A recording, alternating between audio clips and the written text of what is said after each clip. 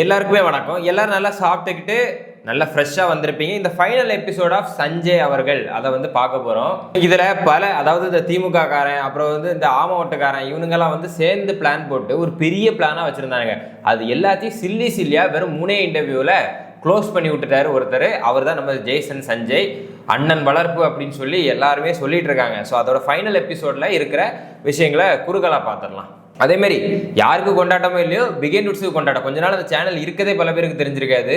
ஆனால் இதில் கொஞ்சம் டிடியை மட்டும் மாற்றிருக்கலாம். மற்றபடி பெரிய கொண்டாட்டம், அவ்வளோத்துக்கு வியூஸ் போயிட்டு இருக்குன்னு அவ்வளோத்துக்கு வியூஸ் போய் மறுவாழ்வு கொடுத்துருக்காரு. எப்படி விஜய் அவர்கள் வந்து ஷார்ட்டைக்கு மறுவாழ்வு கொடுத்தாரோ, சீமான் அவர்களுக்கு மறுவாழ்வு மாதிரி அதாவது திறநிதியை திரும்ப திரட்ட வச்சாரோ, அதே மாதிரி இவன் மகனும் வந்து ஒரு சேனலுக்கு உதவி பண்ணியிருக்காருன்னு சொல்லலாம். இந்த இன்டர்வியூவில் எதை அவர் ஃபேஸ் பண்ணாரோ இல்லையா, இந்த டிடியை ஃபேஸ் பண்ணார்ல, அதுவே ஒரு பெரிய விஷயம். ஏன்னா அவங்க ரொம்ப ஒரு மாதிரி ஒரு ட்ராமா கிரியேட் பண்ணுறது அப்படின்னு சொல்லுவாங்களே, அதாவது ஓவராக லவுடராக வந்து பேசி அவர் காமாக ஹேண்டில் பண்ணிட்டு இருக்காரு.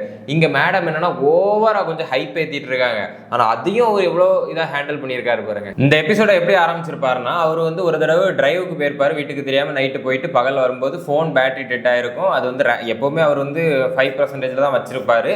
அப்படி சொல்லி ஒரு விஷயத்த ஆரம்பிக்கிறார். அன்னைக்கு ரொம்ப தேடி இருப்பாங்க, கேஸ் மட்டும் தான் ஃபைல் பண்ணியிருக்க மாட்டாங்கன்னு ஆரம்பிச்சு, அதுக்கப்புறம் அவருக்கு பிரியாணி பிடிக்கும்னு சொல்லியிருப்பார், வெளிநாட்டில் காலேஜ் படிச்சதை பற்றி ஷேர் பண்ணியிருப்பாரு. அதுக்கப்புறம் அவருக்கு ஒரு மெசேஜஸ் பற்றி ரேண்டமாக நிறைய வந்து மெசேஜஸ் வரும் அப்படிங்கிறத சொல்லி ஸ்டார்ட் பண்றாரு. அதுக்கப்புறம் அவர் வந்து எந்தெந்த மாதிரி படம் பிடிக்கும், எந்தெந்த மாதிரி ஹீரோஸ் வந்து இருந்தா நிறைய பேர் இருந்தா பிடிக்குமா, இந்த மாதிரி பல விதமா சொல்றாரு. இதுல ஒரு விஷயம் நீங்க நோட் பண்ணீங்கன்னா, இதை வந்து கம்பேர் பண்றேன்னு நினைக்காதீங்க வேற ஹீரோஸ்க்கு பசங்க கூட அப்படின்னு சொல்லி.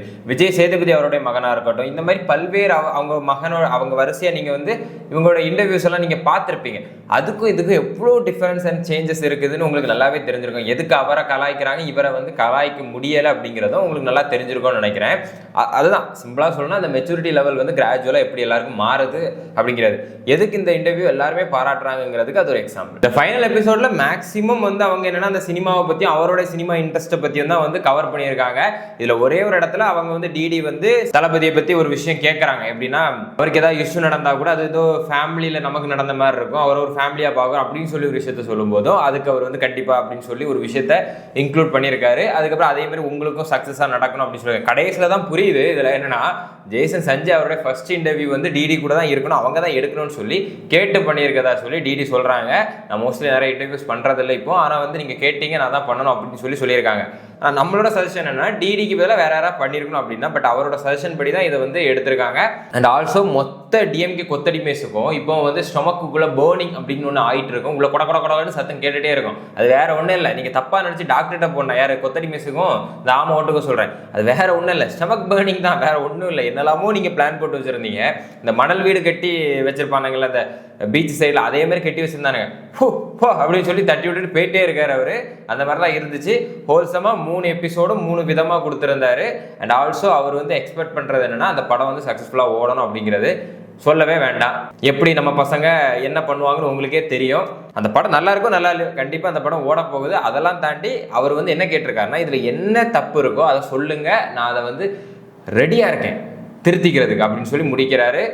இவனுங்க என்னெல்லாமோ ட்ரை பண்ணி பேசினானுங்க, ஆனா இவர் வந்து செருப்ப சாணியில இல்லைங்க, என்னெல்லாமோ முக்கி செருப்பால் அடிச்சிருக்காரு இவனுங்களா அப்படின்னு தான் சொல்லணும். முக்கியமா அந்த சாட்டை இருக்காருல, அதை ப்ளே பண்றேன் கேளுங்க. அந்த எமோஷன் யார் கொடுக்கணும்? உங்க பிள்ளை மேல உங்களுக்கு எமோஷன் கிடைக்கலையா?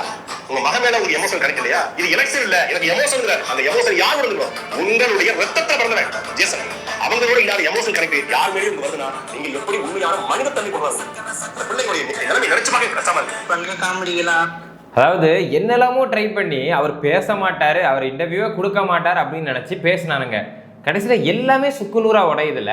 அதே நேரத்தில் அவனுக்கு 4% 2% உடஞ்சிருக்கு அப்படிங்கிறதையும் தெரியப்படுத்தணும் அவனுக்கு நினைக்கிறேன். அது இல்லாமல் அவரோட படத்தை போய் பார்த்து அவருக்கு சப்போர்ட் பண்ணுங்க. அதாவது நீங்க பிடிச்சிருந்தனா அதை ஷேர் பண்ணி அதோட ரிவ்யூவை கொடுங்க அவருக்கு அப்படின்னு சொல்லி அவர் கேட்குறாரு. உங்களுக்கு ஃப்ரீயாக இருக்கும்போது ஒரு மூவிக்கு போகணுன்னா அந்த படத்தை பார்த்து அதுக்கு சப்போர்ட் பண்ணி அதோட ரிவ்யூவும் கொடுங்க அப்படின்னு சொல்லிட்டு இந்த வீடியோ முடிக்கிறேன். நன்றி, வணக்கம் நண்பர்களே.